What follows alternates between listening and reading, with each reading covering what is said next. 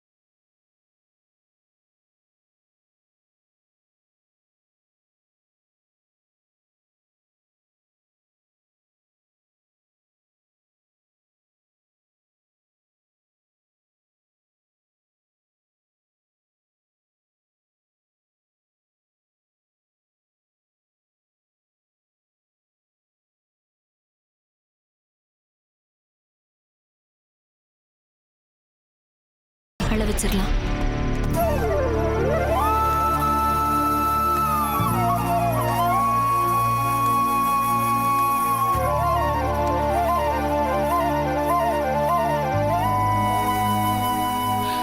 எவ்வளவு தைரியம் இருந்திருந்தா அந்த மல்லிகா இப்படி ஒரு சவால் விட்டுருப்பா.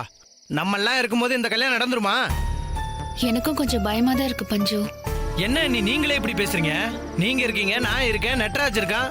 நாகராஜன் செத்தாலும் இந்த கல்யாணத்துக்கு ஒத்துக்கவே மாட்டான். இப்படி இருக்கும்போது இந்த கல்யாணம் எப்படி நடக்கும்? அந்த பக்கம் வேதா இருக்கால, அது போதாதா? வேதா மல்லிகாவை நம்புற வரைக்கும் அவளை வச்சு எதை வேணாலும் செய்யலான்னு மல்லிகாக்கு தெரியும். அந்த தைரியத்துல தான் மல்லிகா என்கிட்ட அப்படி பேசினா. இருக்கட்டும், நாகராஜ் ஒத்துக்கிட்டா தானே இந்த கல்யாணம் நடக்கும்.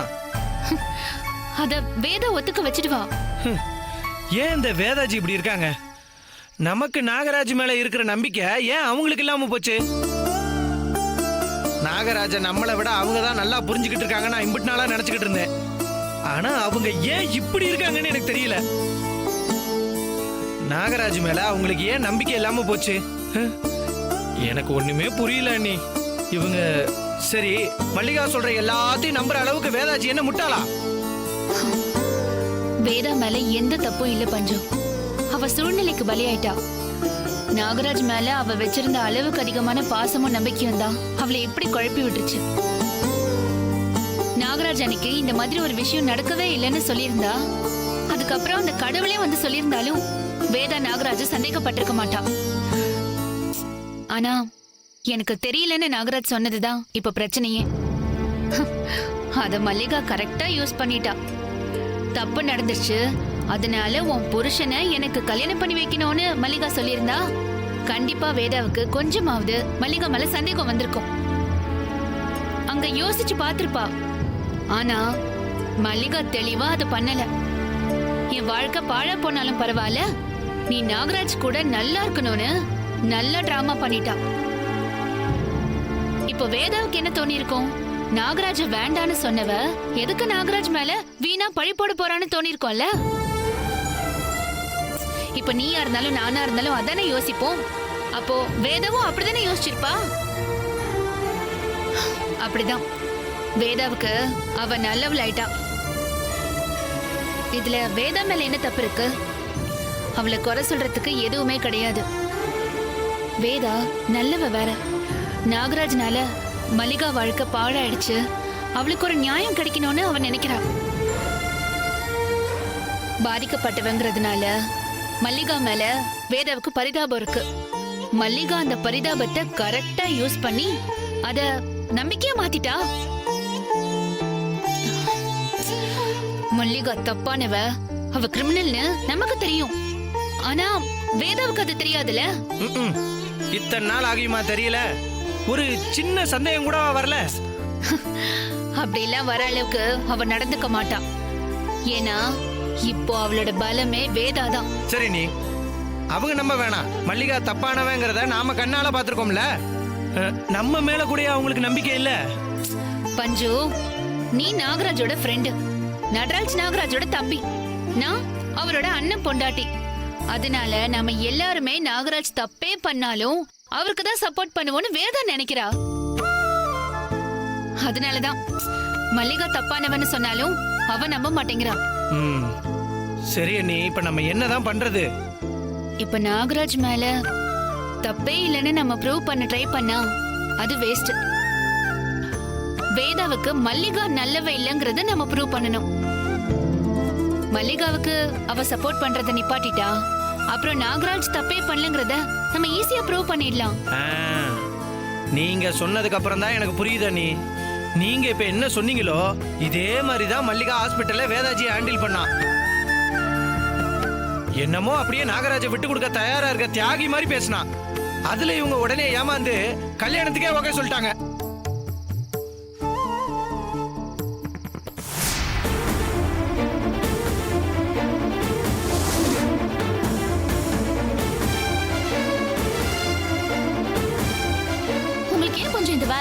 கோல் முட்டுறது அவங்க வேலையா? ஆமாங்க, என் நண்பனை ஆபத்துல இருந்து காப்பாத்துறதுக்காக நான் அப்படி சொன்னேன். அதுக்கு பேர் கோல் சொல்றது நீங்க சொன்னீங்கன்னா நான் கோழி முட்டியாவே இருந்துட்டு போறேன். அத பத்தி நான் எந்த கவலையும் படல. ஆனா நீங்க பண்றது பாத்தீங்களா? அமைதியாரு. அவ கேட்ட முதல் கேள்வியிலேயே அவ எங்க இருந்து வந்திருக்கான்னு தெரிஞ்சிருச்சுல. அவ டார்கெட் நான் தான். நீ தேவையில்லாம இடையில புகுந்து வாங்கி கட்டிக்காத. சொல்லு வேதா, என்ன சொன்னா உன் அன்பு கணவரின் வருங்கால மனைவி? நீ எதுக்கு மல்லிகா வீட்டுக்கு போன? என்ன கேள்வி இது? மல்லிகா உனக்கு முன்னாடில இருந்தே எனக்கு ஃப்ரெண்டு, அதுவும் பெஸ்ட் ஃப்ரெண்டு. நானும் அவளும் சேர்ந்து ஏகப்பட்ட முடிச்ச வைக்கத்தானோ முள்ள மாதிரித்தானோ எல்லாம் பண்ணிருக்கோம். அந்த அளவுக்கு திக் ஃப்ரெண்ட்ஸ். நீ பண்ணேன்னு சொல்லு, நம்புவேன். ஆனா மல்லிகை பண்ணான்னு சொல்லாத, நம்புற மாதிரி இல்ல. அதான் நம்புவீங்க. நான் சொல்லல மல்லிகாவை பத்தி சொன்னா வேதா நம்ப மாட்டான்னு. கல்பனா, என்ன ஏன் மல்லிகா கிட்ட போய் அப்படியெல்லாம் பேசின? என்ன பேசுனேன்னு சொன்னா? ஏன் பேசுனதெல்லாம் உனக்கு தெரியாதா?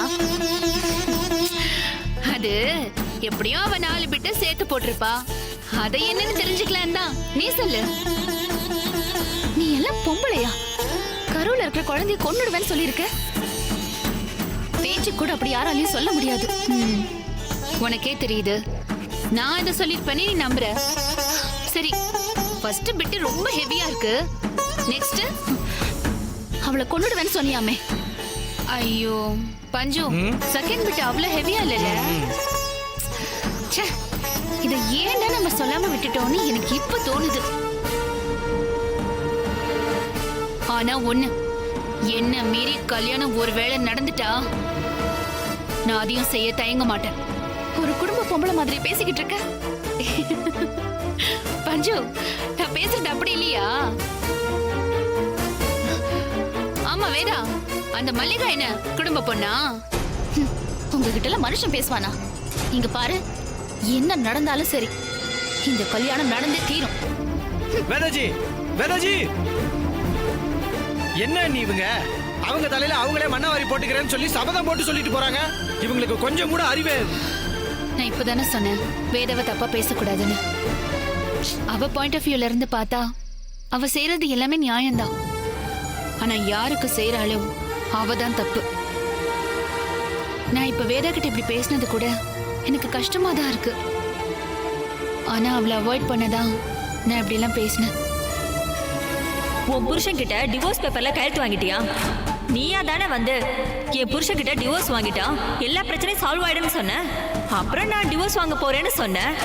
இத்தனை நாள் ஆயிடுச்சு, ஏன் செய்யல? வெறும் கையெழுத்து தானே போடணும். அதுக்கே எத்தனை நாள் ட்ரை பண்ணிட்டு இருக்க?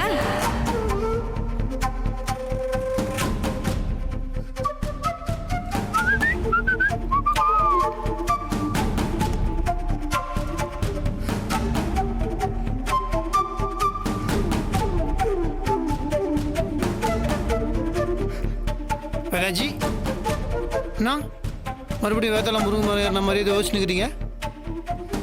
இல்லை, என்ன பிரச்சனைன்னு கேட்டேன்.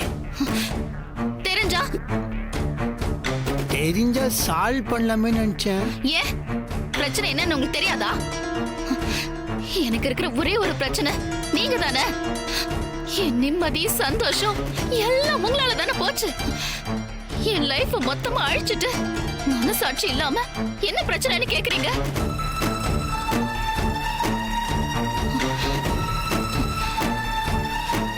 ஏன் அமைதியா இருக்கீங்க? ஏதோ தீர்த்து வைக்க போற மாதிரி கேட்டீங்களே. இப்ப இந்த பிரச்சனைக்கு ஒரு வழி சொல்லுங்க. எனக்கு தெரிஞ்ச நான் சொல்ல மாட்டேனாங்க. உங்களுக்கு தான் தெரியல. அப்ப நான் சொல்றத செய்வீங்களா? நான் சொல்லுவேன், தெரியும். நீ டைவர்ஸ் பேப்பர்ல கையெழுத்து போட்டு சொல்லுவீங்க. இந்த பிரச்சனைக்கு ஒரே ஒரு சொல்யூஷன், அதுதான். அதை தாண்டி வேற வழியே இல்ல. சரிங்க, அதான் சொல்யூஷன்னா. அப்ப நான் ஏற்கனவே கேட்ட மாதிரி உங்க மனசு நான் இல்லைன்னு நீங்க நிரூபிங்க. அதுக்கப்புறம் நான் போடுறேன். இப்படி சொல்லும்போது உங்களுக்கு கூசவே இல்லையா? அன்னைக்கு ஹாஸ்பிட்டல்ல நானும் தானே இருந்தேன். நான் இருக்கேன்னு தெரிஞ்சுதானே ஏன் முன்னாடியே மல்லிகாவை தாங்குன்னு தாங்குனீங்க. அவளை நிக்க விட மாட்டேங்கிறீங்க, நடக்க விட மாட்டேங்கிறீங்க. அப்படியே உள்ள கையில வச்சு தாங்குறீங்க. அவ வேணும், அவ வயித்துல இருக்கிற குழந்தை வேணும். அதனாலதான் அப்படி நடந்துகிட்டீங்க. அப்புறம் நான் எதுக்குங்க உங்களுக்கு? நான் உங்க மனசுல இல்லவே இல்லைன்னு ப்ரூவ் பண்ணிட்டீங்க. நீங்க என் மனசுல இனி இருந்தா என்ன, இல்லன்னா என்ன? என் இடத்த நீங்களே இன்னொருத்திக்கு கொடுத்துட்டீங்க. என்னை விட அவதான் உங்களுக்கு முக்கியமாயிட்டா. அப்புறம் எந்த மூஞ்சியை வச்சுக்கிட்டு இப்படி பேசிட்டு இருக்கீங்க? நீங்களே டிவோர்ஸ் பேப்பர்ல சைன் பண்ணி என்ன அனுப்பி வைக்கிறதா நியாயம்? பதில் சொல்லுங்க. பதில் சொல்ல முடியலல்ல?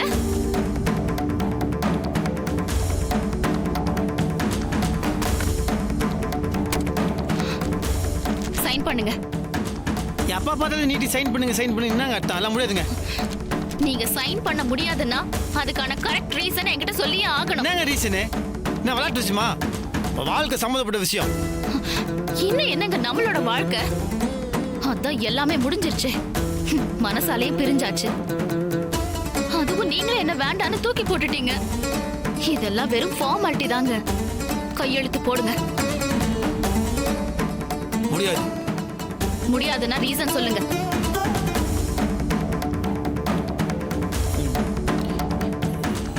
இது கண்ட நேரத்துலாம் கையெழுத்து போடக்கூடாதுன்னு சொல்லுவாங்க.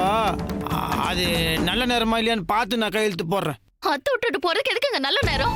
அட்டு விடுறதோ சேருதோ அது எதுவாக இருந்தாலும் அது இது நேரங்கள்லாம் பார்த்தா கையெழுத்து போடணும். அதெல்லாம் பார்க்க போய் தான் எனக்கு இப்போ இது பால்கெல்லாம் ரொம்ப கேவலம் போயிடுது. நான் அதெல்லாம் பார்த்து போடுறேன், விடுங்க. என்ன இதெல்லாம் ஒரு சாக்கா? இப்போ நான் போட மாட்டேன்னு சொன்னேன்னா கொஞ்சம் இது விடுங்க. நான் கொஞ்சம் மைண்ட் வாய்ஸில் மைண்ட் கொஞ்சம் ஃப்ரீ ஆகணும். டேய் பஞ்சாயத்து முருகா, உன் பேச்சை கேட்டு நான் இப்படி ஆயிட்டேன்டா. என்ன பண்ணுறதே தெரில. முதல்ல வேதாச்சிக்கிட்டு இருந்து நான் எஸ்கேப் ஆகணும். ஏங்க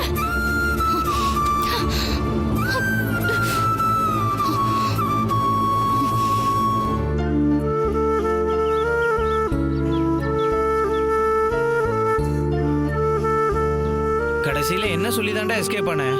அது நேரம் சரில, நான் நல்ல நேரம் வந்ததுக்கப்புறம் கையெழுத்து போடுறேன் அப்படின்னு சொல்லி வந்துட்டேன் மச்சி. மடையா, வேற ஏதாவது காரணத்தை சொல்லி தொலைச்சிருக்க வேண்டியதானடா. நல்ல நேரம் தான் ஒரு நாளைக்கு 2 தடவை வருமேடா. நான் என்ன பண்ணுறது? அவங்க உடனே கையெழுத்து போட்டாகணும்னு ஒத்த காலம் நிற்கிறாங்க. அது மட்டும் இல்லை, இன்னைக்கு இன்னும் 4 தான் 5 நல்ல நேரமா. அந்த நேரத்தில் நான் வீட்டில் இருக்கக்கூடாதுன்றதுக்காக தான் எங்கே போகுதுன்னு தெரியாமல் நேரம் இங்கே ஓடி வந்துட்டேன். இன்னைக்கு ஓகே, இப்படி எத்தனை நாளைக்கு தான் சமாளிப்ப? அதான் தெரியல மச்சி. நீ ஏதாவது ஐடியா கொடுப்பல, அதனால தான் உனக்கு நீங்கள் வந்துருக்குறேன். என்னடா பண்ண சொல்ற? வேதாஜி இப்ப யாரு என்ன சொன்னாலும் அதை கேட்கற நிலைமையிலேயே இல்ல.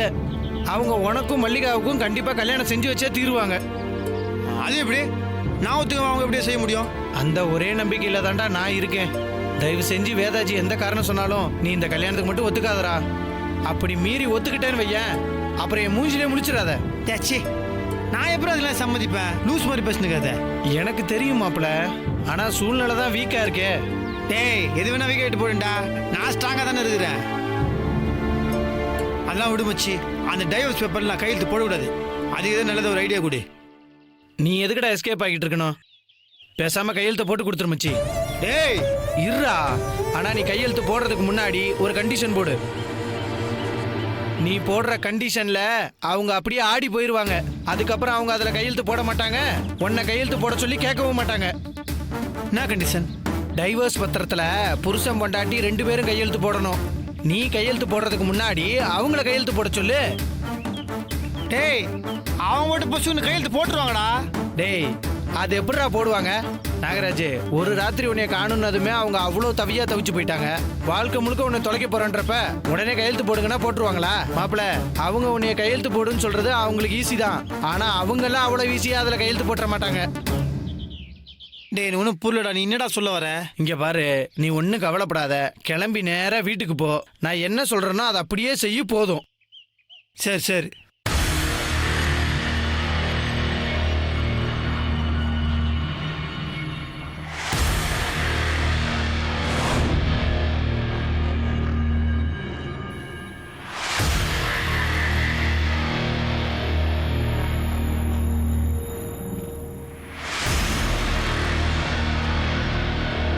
கையெழுத்து போடுங்க. என்ன பாக்குறீங்க?